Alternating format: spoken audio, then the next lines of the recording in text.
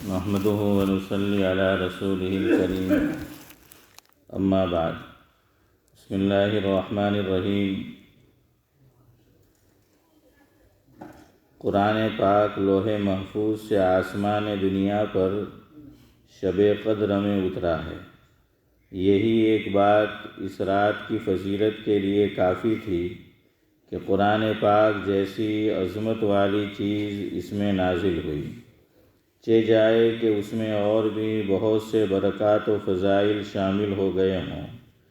آگے زیادتی شوق کے لیے ارشاد فرماتے ہیں، اعوذ باللہ من الشیطان الرجیم، وما ادراک ما لیلۃ القدر۔ آپ کو کچھ معلوم بھی ہے کہ شب قدر کیسی بڑی چیز ہے، یعنی اس رات کی بڑائی اور فضیلت کا آپ کو علم بھی ہے کہ کتنی خوبیاں اور کس قدر فضائل اس میں ہیں۔ اس کے بعد چند فضائل کا ذکر فرماتے ہیں، لیلۃ القدر خیر من الف شہر، شب قدر ہزاروں مہینوں سے بہتر ہے، یعنی 1000 مہینے تک عبادت کرنے کا جس قدر ثواب ہے اس سے زیادہ شب قدر میں عبادت کرنے کا ثواب ہے، اور اس زیادتی کا علم بھی نہیں کہ کتنی زیادہ ہے۔ تنزل الملائکہ، اس رات میں فرشتے اترتے ہیں۔ علامہ راضی علیہ الرحمہ لکھتے ہیں کہ ملائکہ نے جب ابتدا میں تجھے دیکھا تھا تو تجھ سے نفرت ظاہر کی تھی، اور بارگاہ عالی میں عرض کیا تھا کہ ایسی چیز کو آپ پیدا فرماتے ہیں جو دنیا میں فساد کرے اور خون بہاوے۔ اس کے بعد والدین نے جب تجھے اول دیکھا تھا جب کہ تو منی کا قطرہ تھا تو تجھ سے نفرت کی تھی، حتیٰ کہ کپڑے کو اگر لگ جاتا تو کپڑے کو دھونے کی نوبت آتی، لیکن جب حق تعالی شانہ نے اس قطرے کو بہتر صورت مرحمت فرما دی تو والدین کو بھی شفقت اور پیار کی نوبت آئی، اور آج جب کہ توفیق الہی سے تو شب قدر میں معرفت الہی اور طاعت ربانی میں مشغول ہے تو ملائکہ بھی اپنے اس فقرے کی معذرت کرنے کے لیے اترتے ہیں۔ والروح فیہا، اور اس رات میں روح القدس یعنی حضرت جبریل علیہ السلام بھی نازل ہوتے ہیں۔ روح کے معنی میں مفسرین کے چند قول ہیں۔ جمہور کا یہی قول ہے جو اوپر لکھا گیا کہ اس سے حضرت جبرائیل علیہ السلام مراد ہے۔ علامہ راضی علیہ الرحمہ نے لکھا ہے کہ یہی قول زیادہ صحیح ہے، اور حضرت جبریل علیہ السلام کی افضلیت کی وجہ سے ملائکہ کے ذکر کے بعد خاص طور سے ان کا ذکر فرمایا۔ بعض کا قول ہے کہ روح سے مراد ایک بہت بڑا فرشتہ ہے کہ تمام آسمان و زمین اس کے سامنے ایک لقمے کے بقدر ہے۔ بعضوں کا قول ہے کہ اس سے مراد فرشتوں کی ایک مخصوص جماعت ہے جو اور فرشتوں کو بھی صرف لیلۃ القدر ہی میں نظر آتے ہیں۔ چوتھا قول یہ ہے کہ یہ اللہ تعالیٰ کی کوئی مخصوص مخلوق ہے جو کھاتے پیتے ہیں مگر نہ فرشتے ہیں نہ انسان۔ پانچواں یہ کہ حضرت عیسیٰ علیہ السلام مراد ہیں جو امت محمدیہ کے کارنامے دیکھنے کے لیے ملائکہ کے ساتھ اترتے ہیں۔ چھٹا قول یہ ہے کہ اللہ تعالیٰ کی خاص رحمت ہے، یعنی شب قدر میں ملائکہ نازل ہوتے ہیں اور ان کے بعد میری رحمت خاص نازل ہوتی ہے۔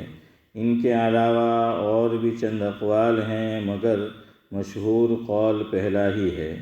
سنن بیہقی میں حضرت انس رضی اللہ عنہ کے واسطے سے حضرت نبی کریم صلی اللہ علیہ وسلم کا ارشاد منقول ہے کہ شب قدر میں حضرت جبرائیل علیہ السلام فرشتوں کے ایک گروہ کے ساتھ اترتے ہیں، اور جس شخص کو ذکر وغیرہ میں مشغول دیکھتے ہیں اس کے لیے رحمت کی دعا کرتے ہیں۔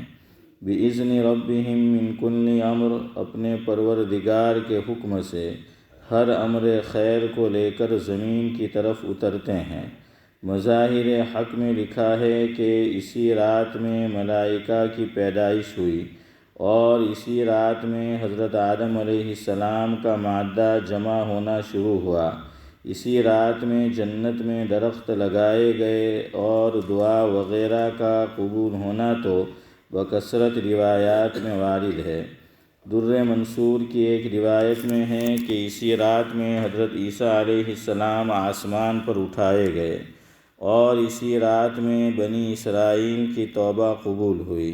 سلام، وہ رات سراپا سلام ہے، یعنی تمام رات ملائکہ کی طرف سے مومنین پر سلام ہوتا رہتا ہے کہ ایک فوج آتی ہے دوسری جاتی ہے، جیسا کہ بعض روایات میں ہے۔ یا یہ مراد ہے کہ یہ رات سراپا سلامتی ہے، شر اور فساد وغیرہ سے امن ہے۔ ہی حتی مطلع الفجر، وہ رات انہی برکات کے ساتھ طلوع فجر تک رہتی ہے۔ یہ نہیں کہ رات کے کسی خاص حصے میں یہ برکت ہو اور کسی میں نہ ہو، بلکہ صبح ہونے تک ان برکات کا ظہور رہتا ہے۔ اس سورہ شریفہ کے ذکر کے بعد کہ خود اللہ جل جلالہ کے کلام پاک میں اس رات کی کئی نوع کی فضیلتیں ارشاد فرمائی گئی ہیں، احادیث کے ذکر کی ضرورت نہیں رہتی، لیکن احادیث میں بھی اس رات کی فضیلت بکثرت وارد ہوئی ہے۔ ان میں سے چند احادیث ذکر کی جاتی ہیں۔ حضرت نبی کریم صلی اللہ علیہ وسلم کا ارشاد ہے کہ جو شخص لیلۃ القدر میں ایمان کے ساتھ اور ثواب کی نیت سے عبادت کے لیے کھڑا ہو، اس کے پچھلے تمام گناہ معاف کر دیے جاتے ہیں۔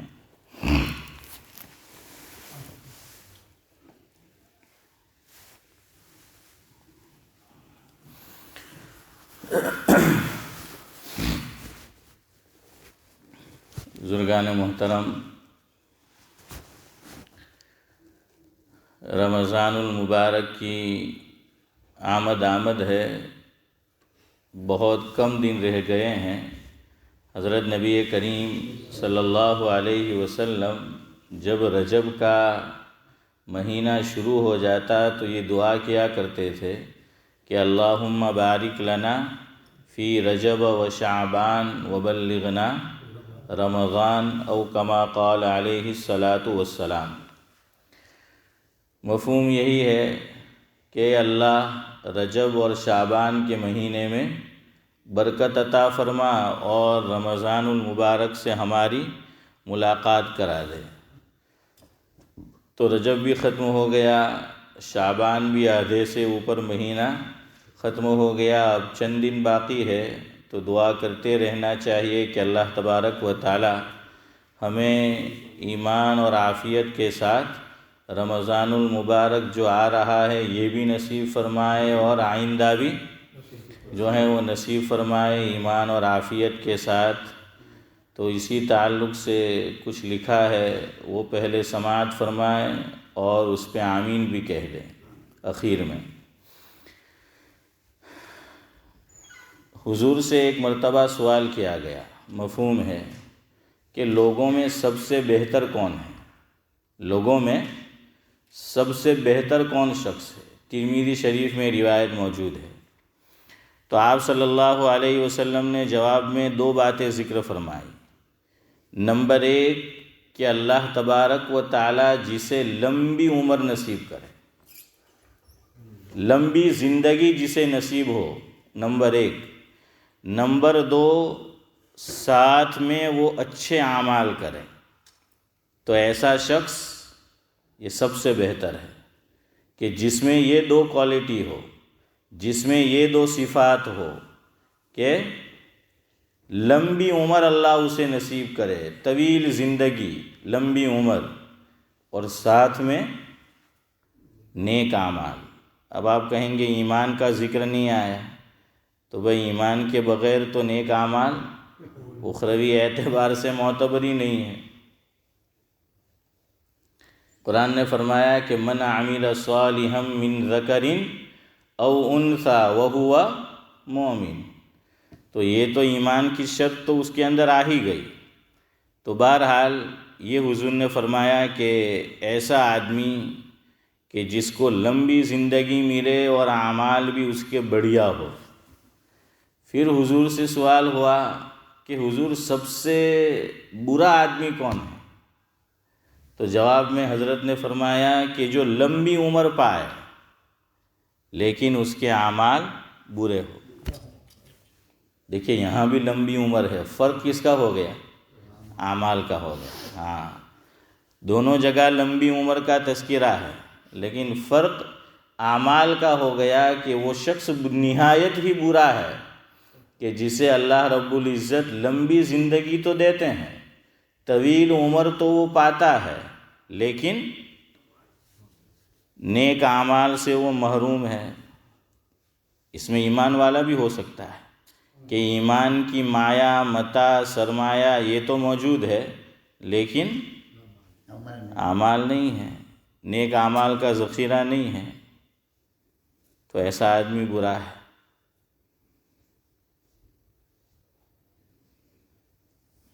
اور آدمی جوانی میں چودھری صاحب نیک اعمال کرتا ہے تو بوڑھاپے میں اس کا فائدہ ملتا ہے، اور آپ زندہ مثال ہو، ماشاءاللہ آپ زندہ مثال ہو۔ اللہ تعالیٰ آپ کا سایہ ہم پر تعدیر عافیت کے ساتھ قائم رکھے اور آپ کو اسی طرح چلتا پھرتا رکھے، کسی کا بھی اللہ اپنی ذات کے علاوہ آپ کو محتاج نہ کرے۔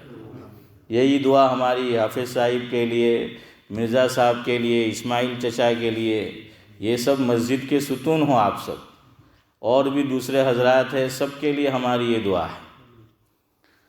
اسی لیے شاعر نے کتنی اچھی بات کہی ہے کہ نیکی میں جس بشر کی جوانی گزر گئی، نیکی میں جس بشر کی جوانی گزر گئی، یہ سچ ہے اس کی ضعیفی سنور گئی۔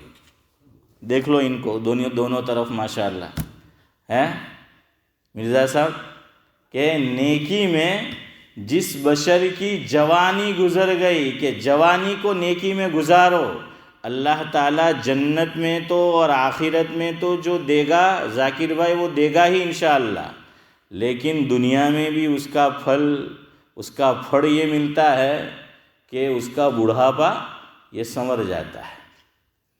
کہ نیکی میں جس بشر کی جوانی گزر گئی، یہ سچ ہے اس کی ضعیفی سنور گئی، بڑھاپے میں خم کھاتی ہے اس واسطے کمر۔ حنیف بھائی بعض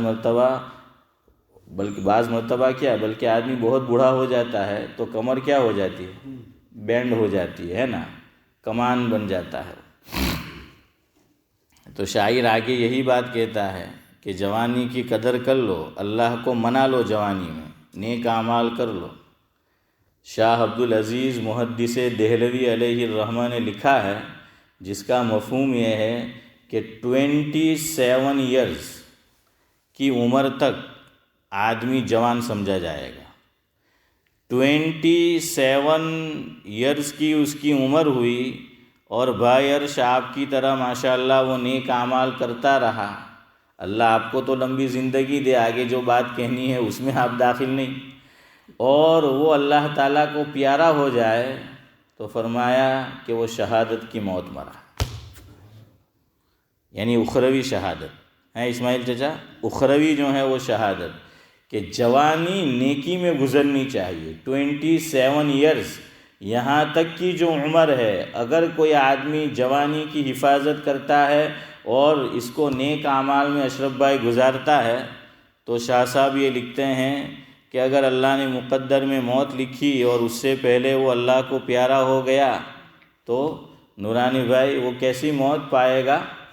شہادت کی، یعنی اخروی شہادت کی اسے جو ہے وہ گویا کہ فضیلت وہ حاصل ہوگی۔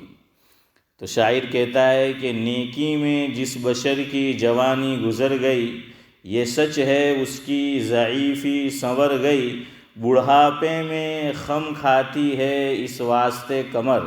خم کھانا یعنی جھکنا. تو بڑھاپے میں خم کھاتی ہے اس واسطے کمر، جھک جھک کے ڈھونڈتی ہے جوانی کدھر گئی. ہیں حنیف بھائی؟ جھک جھک کے ڈھونڈتی ہے جوانی کدھر گئی. ہاں، جوانی سب کو یاد آتی ہے، جوانی کو، لیکن جوانی دیوانی نہیں ہونی چاہیے. اگر دیوانی ہو بھی تو اللہ اور اللہ کے رسول میں کے عشق میں دیوانی ہو. ہاں، باقی وہ جو کہتا ہے، کہا جاتا ہے کہ جوانی دیوانی ہوتی ہے، تو وہ تو پھر قبر میں بیوانی ہوتی ہے. ہاں، پھر وہاں جو ہے سب اصلاح ہوگی پھر.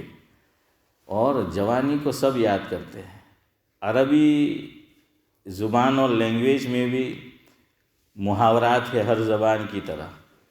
تو عربی حضرات بھی کہتے ہیں اسماعیل چچا کہ لیت الشباب یعود.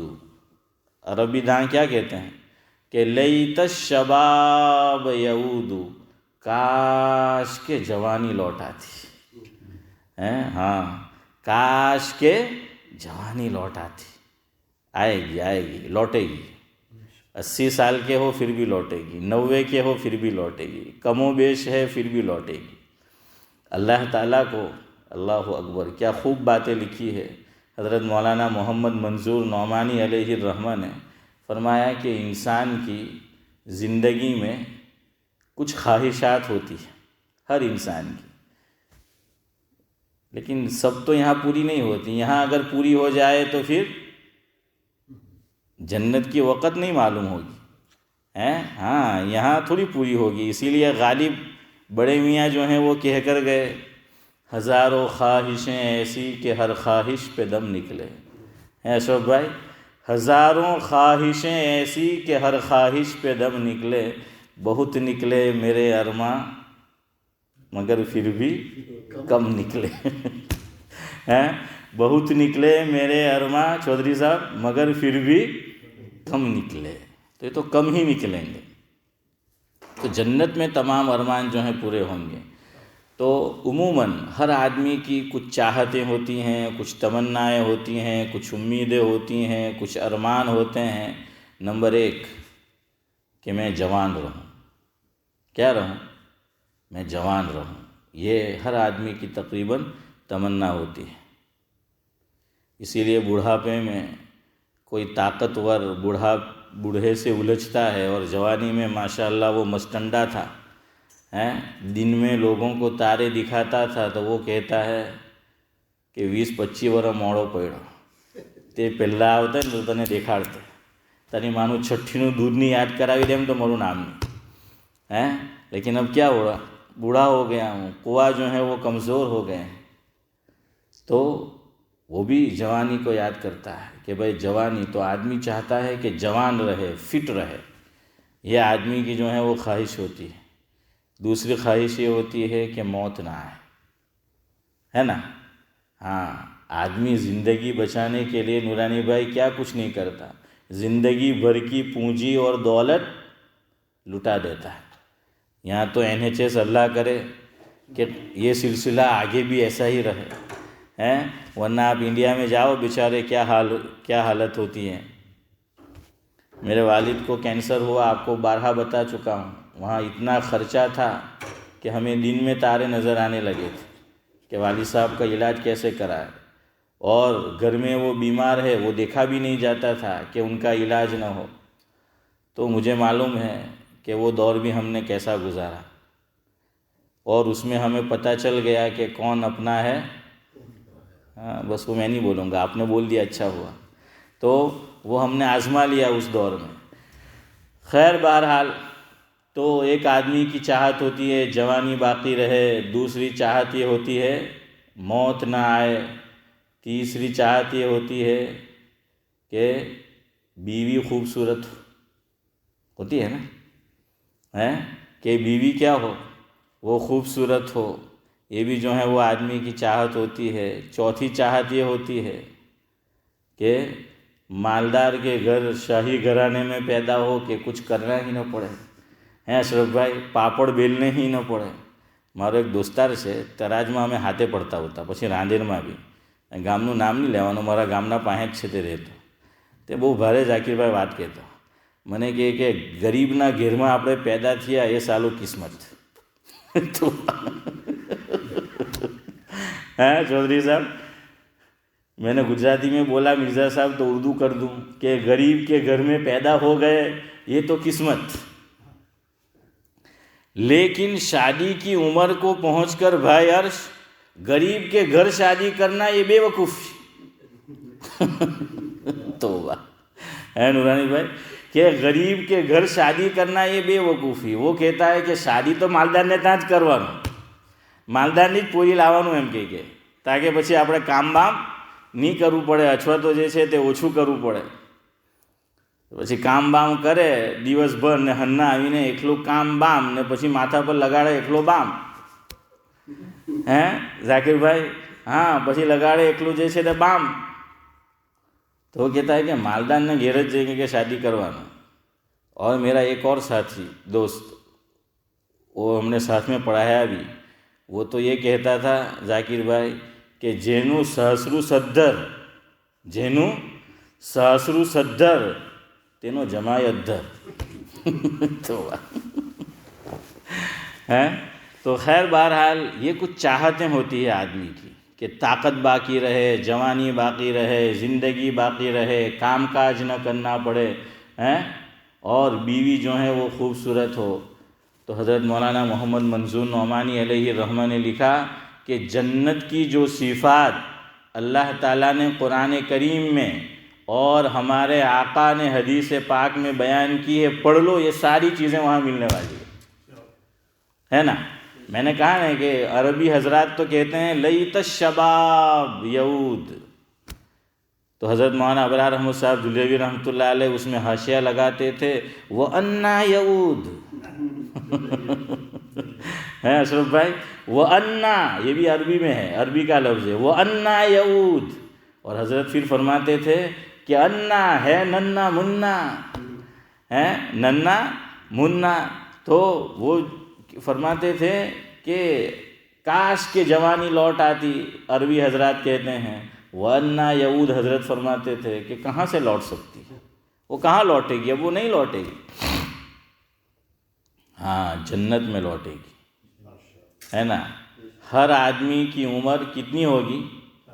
33. شاہ صاحب نے تو 27 ایئرز لکھا نوجوان، لیکن بہرحال حدیث میں فرمایا گیا کہ 33. تو 27 بھی جوانی ہے، لیکن گویا کہ یہ اب آدمی اس وقت شباب پہ ہوتا ہے. تو 33 ایئرز ہر ایک کی عمر ہوگی جنت کے اندر.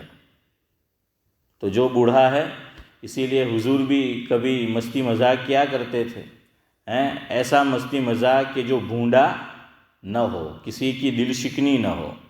تو حضور نے ایک بوڑھی سے یہ فرمایا کہ جنت میں کوئی بوڑھی نہیں جائے گی. چودھری صاحب کیا فرمایا؟ مفہوم ہے کہ جنت میں کوئی بوڑھی نہیں جائے گی. تو بوڑھی رونے لگی کہ ہم جنت میں نہیں جائیں گے. تو حضور نے بھی ذرا رونے دیا، تھوڑا بہت حضور نے بھی اس کو رونے دیا. اور پھر دھیرے سے فرمایا کہ مائی اصل میں بات یہ ہے کہ جنت میں بوڑھی جائے گی تو بوڑھی ہو کر نہیں جائے گی، اللہ اس کو جوان کر کے بھیجے گا. اللہ کیا کرے گا؟ اس کو جوان کر کے جو ہے وہ بھیجے گا. تو وہ جوان بنا کر جو ہے وہ بھیجی جائے گی. تو بات صحیح ہوئی، مذاق کا مزہ بھی ہوا، مزاح کا مزاح بھی ہے، اور بات جو ہے وہ بالکل صحیح بھی ہے. قد کتنا ہوگا؟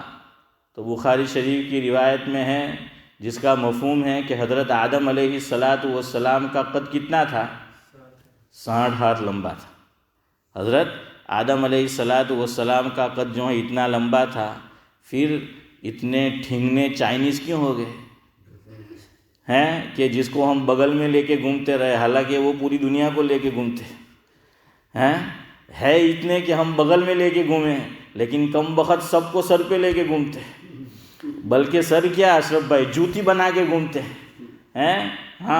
سپر پاور بھی سوچتی ہے اس کے ساتھ ٹکرانے کی بات تو دور رہی، بات کرنے سے پہلے بھی.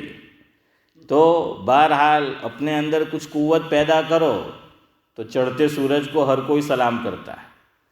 اور مومن کو، مسلمانوں کو ان الذین آمنوا، مومن کو کچھ کرنا ہے نہیں، اور بڑے بڑے خواب دیکھتے ہیں کہ سریا پہ پہنچ جائے. ارے کہاں پہنچے گا؟ کرنا تو کچھ ہے نہیں. کون تمہارا احترام کرے گا؟ کون تمہیں وقت اور عزت دل سے دے گا؟ ہے ہی نہیں کچھ ہنر. اسی لیے اقبال کو مرزا صاحب کہنا پڑا، تھے وہ تو تمہارے آبا و اجداد، مفہوم ہے کچھ ایسا، مگر یہ بتاؤ تم کیا ہو؟ کہ ہمارے بڑے ایسے تھے، ویسے تھے، ڈبل پیسے تھے. تم کیا ہو؟ یہ بات کرو نا کہ تم کیا ہو. یہی پرانی تاریخ ہم دہراتے رہیں گے کہ ایسے تھے، ویسے تھے. تم کیا ہو؟ تم کچھ بن کے جو ہے دکھاؤ، تب جو ہے دنیا سلام مارے گی، تب جو ہے دنیا جو ہے وہ جھکے گی اور دل سے احترام کرے گی. بہرحال تو دھیرے دھیرے قد چھوٹا ہوتا رہا. کیوں؟ اس کی وجہ کتابوں میں یہ لکھی کہ جیسے جیسے گناہ بڑھتے گئے، اللہ تعالیٰ نے فطرت کے مطابق جو چیز بنائی تھی، دھیرے دھیرے دھیرے دھیرے دھیرے اس میں کیا آتی گئی؟ کمی آتی گئی. نقص آتا گیا، عیب آتا گیا ہر چیز میں. اسی لیے حضرت امام احمد بن حنبل علیہ الرحمہ نے لکھا ہے، مفہوم یہ ہے کہ میں نے اپنے زمانے میں، حضرت الامام نے، کہ جو بادشاہت تھی اس زمانے میں، فرمایا کہ ان کے زمانے میں چودھری صاحب گیہوں کا دانہ، اس کی سائز وہ کہتے تھے کھجور کی گٹلی کے برابر. دیکھیے نورانی بھائی، کھجور کے برابر کیا تھا؟ گیہوں کا دانہ. اس سے اندازہ لگا ہے کہ اس سے آگے کیا. تو پہلے ہر چیز کے اندر کیا ہے؟ کہ وہ بہتر طریق پر تھی، دھیرے دھیرے اس میں نقص کمی آتی گئی. اور جن کو خطیب پاکستان کہا جاتا ہے، ہمارے اسماعیل چچا نے بھی دیکھا ہوگا، کراچی میں ایک جگہ ہے جیکب اسلام مسجد کے نام سے، کیا جیکب ٹاؤن؟ تو وہاں کے وہ خطیب پاکستان جن کو کہا جاتا ہے، حضرت مولانا احتشام الحق تھانوی علیہ الرحمہ، ان کے خطبات چھپے ہوئے ہیں، خطبات احتشام کے نام سے، میرے پاس ہے الحمدللہ. اس میں میں نے خود پڑھا. حضرت نے فرمایا، مفہوم یہ ہے، میں نے حدیث میں نہیں پڑھا اس لیے میں نے حدیث نہیں کہا، میں نے کتاب کا حوالہ دیا. اب باقی انہوں نے کہاں پڑھا مجھے نہیں معلوم. تو اس میں انہوں نے خطبات میں فرمایا کہ پہلے سمندر کا پانی بھی کھارا نہیں، میٹھا تھا. سمندر کا پانی بھی پہلے کیسا تھا؟ میٹھا تھا. اور اس میں تعجب کی کیا بات؟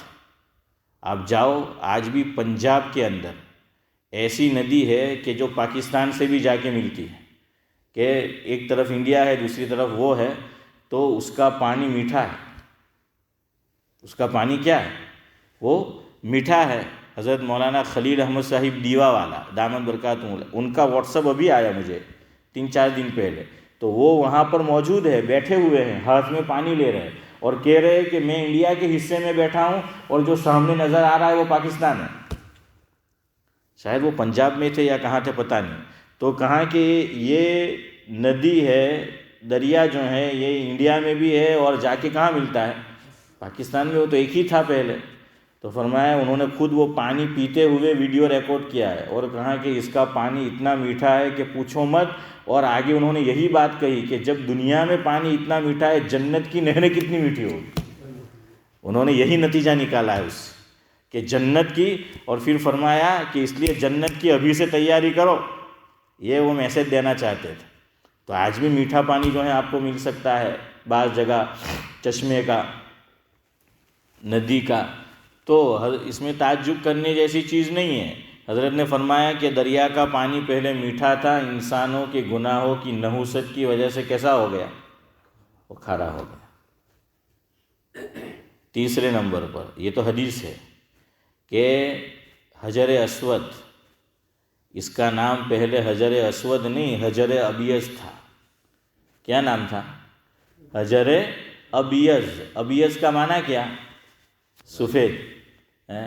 حنیف بھائی میں تو یوں دکھا رہا تھا، میں نے کہ میں سفید پہ کلرنگ تو حجر ابیض کہ وہ پہلے سفید تھا دودھ کی طرح، مثال دینے کے لیے، ورنہ دودھ بھی کوئی چیز نہیں ہے سفیدی میں. اور نرما پاؤڈر اس کو تو بھول ہی جاؤ. تو بہرحال آدمی گناہ کرتا رہا، اس کو چھوتا رہا. اس کو بوسہ دیتا رہا، ہاتھ لگاتا رہا، تو حضور نے فرمایا مفہوم یہ ہے کہ آدمی کے گناہ اس میں منتقل ہو گئے۔ اب آپ اندازہ لگاؤ کہ جس دل کے اندر سیاہی ہوگی، گناہ کی وجہ سے دل سیاہ ہو گیا ہوگا، اس کی اپنی کیا حالت ہوگی۔ اسی لیے قرآن نے فرمایا مفہوم ہے کہ جس دل پر سیاہی غالب آ گئی ہے گناہوں کی وجہ سے، پھر نیک باتیں اس دل پہ اثر نہیں کرتی، پھر نیک باتیں اثر نہیں کرتی۔ آپ اس کو کتنا بھی سمجھا وہ نہیں مانے گا، 1000 طرح کی باتیں کرے گا لیکن نہیں مانے گا وہ۔ کیوں؟ دل کیا ہو چکا ہے؟ سیاہ ہو چکا ہے۔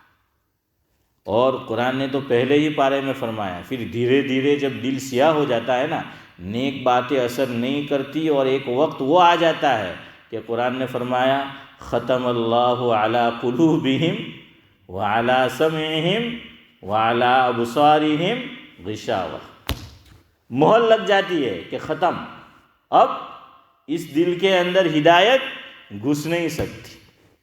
بہرحال تو میں آپ کو یہ بتا رہا تھا کہ یہ بھی پہلے سفید تھا، لیکن انسان جاتا رہا، اس کو مس کرتا رہا، ٹچ کرتا رہا، بوسہ دیتا رہا، تو اب وہ حجر اسود بن گیا ہے، اور دیکھیے اب کیسا وہ سیاہ ہو گیا ہے۔ تو بہرحال قد بھی پہلے اتنا تھا، تو جنت کے اندر کہے نا ذاکر بھائی کہ باپ جیوا بیٹا، تو بدا بیٹا ابن آدم جنت میں بدا حضرت آدم علیہ السلام جیوا تھے جائے ہیں۔ قد کے اعتبار سے سب کیا ہو جائیں گے اشرف بھائی؟ سب اشرف ہو جائیں گے، مشرف ہو جائیں گے۔ ایمان کی دولت سے جو مشرف ہے وہ وہاں اشرف ہے، اور یہاں بھائی اشرف ہے ہیں۔ اور چہرہ نورانی بھائی آپ کے نام کی طرح اس میں نور ہوگا، وہاں سب خوبصورت بھی ہوں گے، سب کیا ہو جائیں گے خوبصورت۔ وہاں فیئر اینڈ لولی عورتوں کو نہیں لگانی پڑے گی، ہے ذاکر بھائی؟ آپ کو خرچوں بچی جائے ہیں۔ فیئر اینڈ لولی جو ہے، حالانکہ نہ وہ فیئر ہے نہ لولی ہے، دونوں جو ہیں اس میں نہیں ہے مرزا صاحب۔ تو بہرحال بعد میں تو کچھ اور عرض کرنا چاہتا تھا، چلے وہ اشعار جو سنانے تھے وہ رہنے دیتا ہوں، وہ تو ایک نیکی میں جس بشری اس پہ بات نکل گئے۔ اصل بات آج سنانی تھی، شب جمعہ بھی ہے تو حضور کا تذکرہ کرنا تھا۔ ایک صاحب کا جو ذاکر بھائی کے بھی دوست ہے، ان کا آج فون آیا ظہر سے پہلے، اور انہوں نے 3 مسئلے مجھ سے پوچھے۔ تو لگے ہاتھوں میں نے سوچا کہ آج جمعرات بھی ہے اور مغرب بعد شب جمعہ ہے، اور تینوں مسئلے ہم سب کے کام کے ہیں سمجھنے کے، تو اس میں سے میں نے کہا ایک پہ گفتگو کر لوں، تو وہ کرنا تھی، تو چلے انشاءاللہ کچھ کر لیتے ہیں۔ انہوں نے 3 سوال پوچھے، 2 کے جواب مختصر دے دوں، ایک کا ذرا تفصیل اس کی ایک کی عرض کر دوں۔ ایک سوال انہوں نے یہ پوچھا تھا کہ رمضان ٹو رمضان میں زکوٰۃ نکالتا ہوں، اب کچھ پیسے ابھی ہمارے پاس آئے ہیں، اور اس پہ تو سال پورا نہیں ہوا کہ ابھی آئے، اور میرا زکوٰۃ کا سال 10 دن بعد کیا ہوگا؟ پورا ہوگا رمضان میں، اور کچھ رقم ابھی آئی ہے، تو اس پہ تو سال پورا نہیں ہوا، تو کیا اس رقم پہ زکوٰۃ دینی پڑے گی؟ تو میں نے ان کو کہا کہ بالکل آپ کو دینی پڑے گی، اور پھر ان کو ایک اصولی بات سمجھا دی جو آپ بھی سمجھ لو۔ زکوٰۃ یہ انکم ٹیکس کی طرح نہیں ہے، انکم ٹیکس الگ ہے، وہ سالانہ وہ لوگ حساب لگاتے ہیں، تو اس لیے ایک بات پہلی یہ یاد رکھو، زکوٰۃ انکم ٹیکس نہیں ہے، زکوٰۃ عبادت، اور زکوٰۃ میں دونوں طرف، کبھی غریب کا فائدہ کبھی اس کا فائدہ، دونوں ہیں۔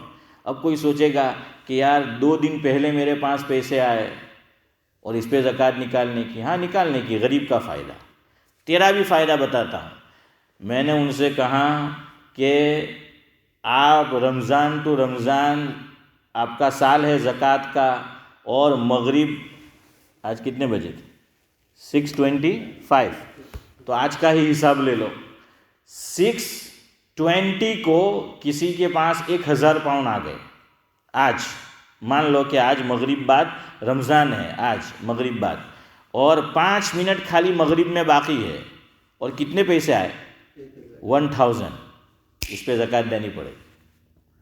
ہر پیسے پہ سال گزرنا ضروری نہیں ہے، بہت سے لوگوں کو غلط فہمی ہے۔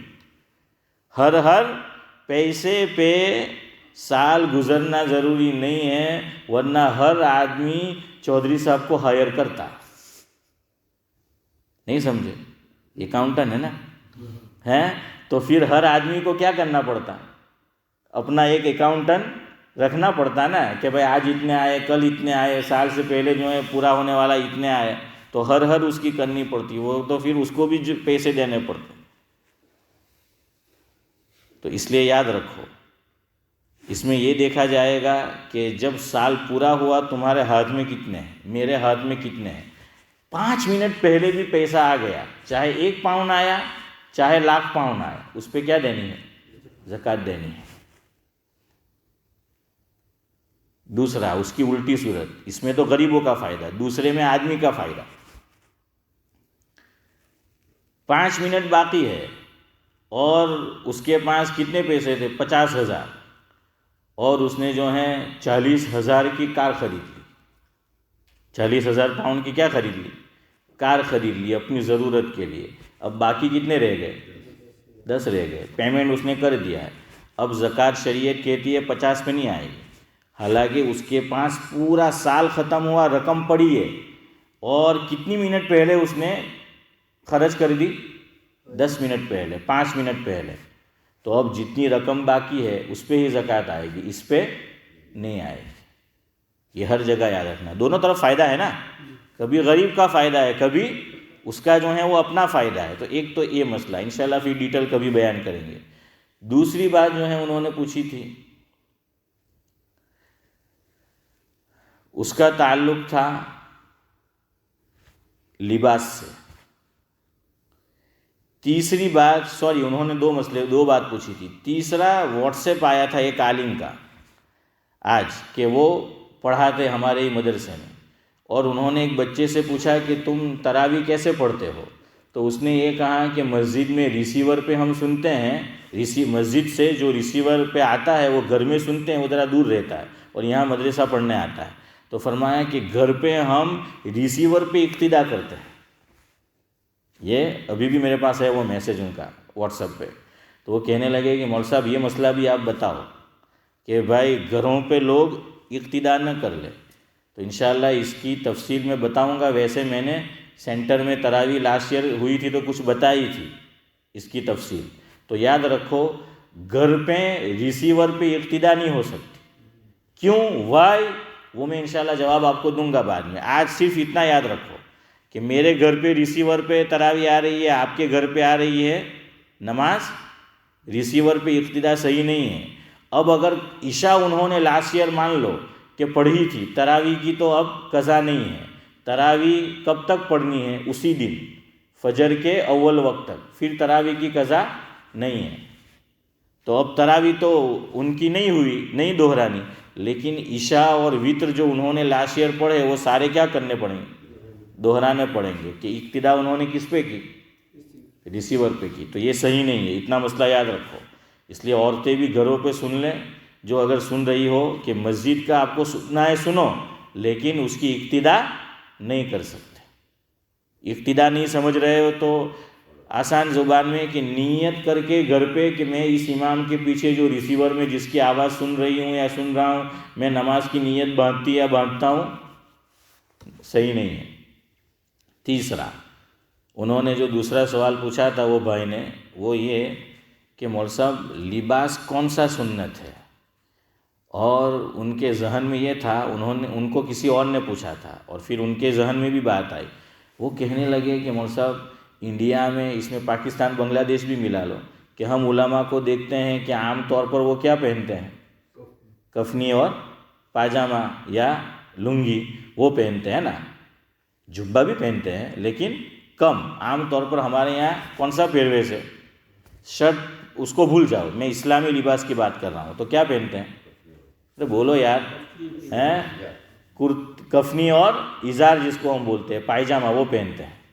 وہ کہنے لگے کہ عرب تو جبہ پہنتے ہیں بھائیرس، عرب تو جبے پہنتے ہیں.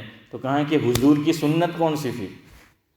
یا تو وہ عمل نہیں کر رہے یا یہ عمل نہیں کر رہے، ہے نا.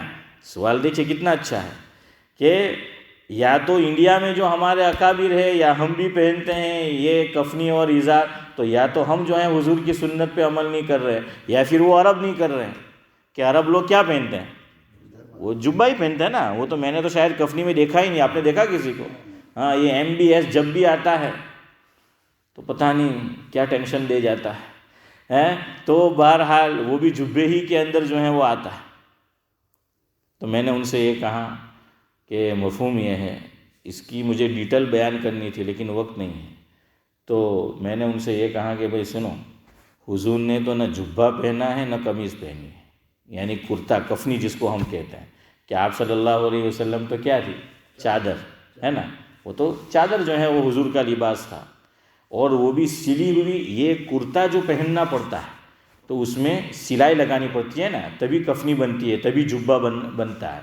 تو اس کی وجہ اللہ اکبر، مولانا اسلم شیخو پوری جو کراچی میں ہوتے تھے، مرحوم ہو گئے، اللہ مرحوم کو غری کے دل باغ ہو گیا، جھوم اٹھا اس تحریر کو پڑھ کر کہ انبیاء سلا ہوا کپڑا کیوں نہیں پہنتے تھے. اس کی وجہ انہوں نے لکھی ہے، لیکن ابھی وقت نہیں ہے تو انشاءاللہ بعد میں آپ کو سناؤں گا. تو وہ تو چادر ہوتی تھی اور نیچے تہبند. حضور نے ازار خریدی ہے لیکن پہنا نہیں ہے. اور بعض کا کہنا ہے کہ اکا دکا پہنا بھی ہے، لیکن جمہور کہتے ہیں کہ پہنا نہیں ہے، اس کو پسند کیا ہے. تو میں نے کہا کہ نہ حضور نے وہ پہنا ہے جبہ جو عرب پہنتے ہیں، نہ یہ پہنا ہے جو ہم پہنتے ہیں. میں نے کہا اس میں علماء نے یہ لکھا ہے. اور دیکھیے ایک لباس شریعت نے نہیں دیا. کیوں؟ کوئی ملک ٹھنڈا ہے، کوئی ملک گرم ہے، اور سال میں بھی عام طور پر ہر جگہ کبھی موسم سرما ہے، کبھی موسم گرما ہے. اور آپ بھی دیکھتے ہوں گے، ہم بھی کپڑے بناتے تو الگ الگ کپڑا خریدتے ہیں نا، کہ یہ کپڑا کس میں پہنیں گے؟ گرمی میں، اور یہ کپڑا ٹھنڈی میں جو ہے وہ پہنیں گے. اس وجہ سے شریعت نے متعین نہیں کیا، البتہ کچھ اصول بتائے. تو اس کو میں ڈیٹیل سے سمجھاؤں گا تو آپ کو سمجھ آئے گا. میں نے ان کو جو جواب دیا وہ کہہ کے آج کی گفتگو ختم کرتا ہوں. میں نے کہا علماء نے لکھا ہے، اور یہ بات حضرت مولانا مفتی محمود حسن صاحب گنگوہی رحمۃ اللہ علیہ کے جو ملفوظات بنام ملفوظات فقیہ الامت چھپے ہوئے ہیں، اس کے اندر الحمدللہ کتاب ہے میرے پاس. آج میں پھر دیکھ کے آیا. اس میں جواب تو انہوں نے ان کو دے دیا، میں نے پھر دیکھا کہ آپ کو بیان کرنا ہے، اور آج آپ کو پھر سنا رہا ہوں. اس میں حضرت نے اصولی بات لکھی ہے کہ آدمی جس ملک میں رہتا ہو وہاں کے صالحین کا جو لباس ہے وہی سنت لباس. میں پھر بولتا ہوں، سمجھ آیا؟ آدمی جس ملک میں رہتا ہے، جہاں کہیں رہتا ہے، وہاں کے فساق و فجار کا نہیں، بلکہ کس کا؟ صالحین کا. وہاں کے صالحین اور نیک لوگوں کا جو لباس ہے وہی اسلامی لباس ہے اور وہی سنت لباس ہے. تو ہمارے یہاں عام طور پر صالحین کا لباس پہلے سے کیا چلا آ رہا ہے؟ ہاں، اب یہ میں نے جو پہنی ہے نا چودھری صاحب، اس میں دیکھیں، اس کو کلی والا کرتا بولتے ہیں. حافظ یوسف کا بھی شاید ایسا ہی. یہ دیکھو، یہ یہاں سے الگ کر دیا دونوں طرف. اس کو کیا بولتے ہیں؟ کلی والا کرتا. آپ کا بھی ہے؟ ہاں. تو اگر کسی کا نہ ہو تو ایک ویسے سادہ ہوتا ہے بغیر کلی کا. آپ کا سادہ ہے؟ ہاں، جزاک اللہ. تو اشرف بھائی کا دیکھ لینا، اور میرا اور نورانی بھائی کا. تو یہ کلی والا ہے. ہمارے اکابر نے کلی والے کرتے کو پسند کیا ہے. تو ہمارے اکابر جب بھی وہ پہنتے تھے کلی والا. حضرت تھانوی نے اپنے فتاویٰ میں بھی یہ بات لکھی ہے کہ بھائی ہمارے اکابر کا لباس کیسا رہا ہے؟ کلی. اس کو کلی بولتے ہیں. یہ فرق ہو جاتا ہے، یہ کلی والا ہے. تو یہ جو ہے گلی والا گنڈوں کا مت پہنا کرو، کلی والا بزرگوں کا پہنا کرو ہے. تو یہ ہمارے ہاں سنت ہو گئی. اور میں نے کہا عرب میں جو پہنتے وہ بھی سنت ہے. کیوں؟ وہاں کے صالحین کا شیخ سدیس کو آپ دیکھو، شیخ شریم کو آپ دیکھو، شیخ حذیفی کو دیکھو، شیخ ابن عباس کو اگر آپ نے دیکھا ہو یا ان میں سے بعض کو دیکھا ہو، جو بھی آپ نے دیکھا تو وہ کیا پہنتے ہیں؟ ارے یار بولو یار، اب میں بھی ختم کر رہا ہوں. جبہ پہنتے ہیں نا. تو وہاں کے صالحین کا وہ لباس. اب یہاں کے صالحین کا તો બધું તો અહીંયા જ આવેલા ઇન્ડિયા પાકિસ્તાનથી, તો આપણે તે જ પહેરતા છે પાછા. اور اگر اب ذاکر بھائی نے جبہ پہنا ہے تو کوئی نہیں، وہ بھی اسلامی لباس اور سنت لباس. کیوں؟ وہ بھی صالحین کا ہے، یہ بھی صالحین کا ہے. تو اس لیے جہاں کے جو صالحین لباس پہنتے ہیں وہ کیا ہے؟ اسلامی لباس. وہی سنت لباس ہے۔ البتہ ایک بات یاد رکھو، جس میں میری بھی کوتاہی ہے آپ کی بھی۔ حضور صلی اللہ علیہ وسلم، ابو داؤد شریف کی روایت ہے کہ جو چادر لٹکاتے تھے، قمیص، اس کو بھی قمیص سے تعبیر کیا گیا، وہ نصف پنڈلی تک ہوتی تھی۔ کہاں تک؟ دیکھیے بعض لوگ یہاں تک پہنتے ہیں، انہوں نے آج یہ بھی پوچھا تھا کہ گھٹنوں سے اوپر، اور آپ ہمارے بزرگوں کا لباس دیکھنا، میرا بھی دیکھنا، حافظ یوسف کا دیکھنا، وہ کہاں تک ہوگا؟ اشرف بھائی، نورانی بھائی، وہ نیچے تک۔ تو حضور کا بھی چودھری صاحب اوپر کا جو لباس تھا، مرزا صاحب، تو وہ کیسا تھا؟ کہاں تک؟ نصف پنڈلی تک۔ تو نصف پنڈلی تک رکھو۔